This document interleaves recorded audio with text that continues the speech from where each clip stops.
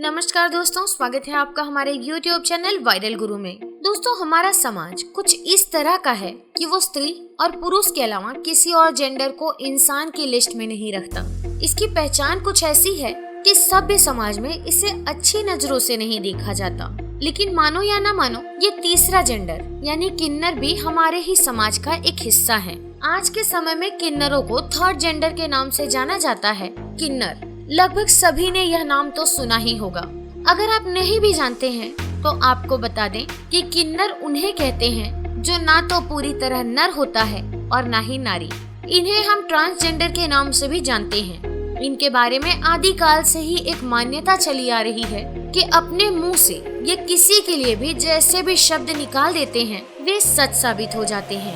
कहने का मतलब है कि अगर ये किसी को दुआ दे देते हैं तो वो सच हो जाती है, वहीं अगर ये किसी को बद्दुआ दे देते हैं तो वो भी सच हो जाती है। इसलिए ज्यादातर लोग इसी कोशिश में रहते हैं कि उन्हें केवल इनकी दुआ ही मिले, बद्दुआ नहीं। यही कारण है कि हर कोई किन्नरों को अपनी हर खुशी में शामिल करना पसंद करता है। लोग इन्हें अपने घर के उत्सव यानी कोई शादी हो या किसी के घर बच्चा हो तो इन्हें उस खुशी में शामिल जरूर करते हैं। और ये जब बधाई मांगते हैं तो इन्हें पैसे और कई तरह के उपहार आदि देकर खुशी खुशी विदा करते हैं। लेकिन अफसोस की बात है कि उन्हें आम इंसानों की तरह समान दर्जा नहीं दिया जाता है। इन्हें समाज से अलग रखा जाता है। इसके पीछे कुछ रूढ़िवादी लोगों का तर्क है कि पिछले जन्म के गुनाहों की वजह से किन्नर का जन्म होता है या फिर ग्रहों की स्थिति की वजह से ऐसा होता है। लेकिन किन्नर होने की असली वजह क्या है यह कोई नहीं जानता।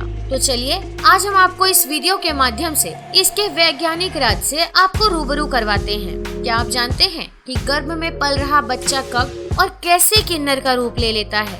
दरअसल कुछ कारणों से गर्भ में पल रहा शिशु किन्नर बन जाता है। प्रेगनेंसी के पहले 3 महीने के दौरान बच्चे के जेंडर का निर्धारण होता है कि वो लड़का होगा या लड़की। लेकिन अगर कोई महिला इस दौरान कोई खराब खान पान, हार्मोनल प्रॉब्लम या किसी भी दुर्घटना का शिकार होती है तो गर्भ में पल रहे शिशु में स्त्री या पुरुष की बजाय दोनों ही जेंडर के ऑर्गन्स और गुण आ जाते हैं। इसी वजह से प्रेगनेंसी के पहले 3 महीने में ज्यादा सावधानी बरतने की हिदायत दी जाती है। फिर 3 महीने बाद गर्भ में पल रहे बच्चे का धीरे धीरे विकास होने लगता है। दोस्तों, हमारे शरीर में 46 क्रोमोसोम्स होते हैं जिसमें 40 ऑटोसोम होते हैं जबकि 2 सेक्स क्रोमोसोम्स होते हैं। यही 2 सेक्स क्रोमोसोम्स जेंडर डिसाइड करते हैं। पुरुषों में XY क्रोमोसोम्स मिलते हैं और महिलाओं में XX क्रोमोसोम्स, और इन्हीं दोनों के मिलन से गर्भ में बच्चा विकसित होता है। ऐसे में अगर 2 सेक्स क्रोमोसोम्स यानी XY और XX के अलावा कोई तीसरा पैर बन जाता है यानी XX या फिर YY, तब बच्चा किन्नर पैदा होता है और बच्चे में स्त्री और पुरुष दोनों के गुण आ जाते हैं। इस तरह प्रेगनेंसी के शुरुआती महीने में गर्भ में पल रहे बच्चे में क्रोमोसोम्स की संख्या और उनकी बनावट में परिवर्तन होने लगता है, जिसकी वजह से किन्नर शिशु जन्म लेता है।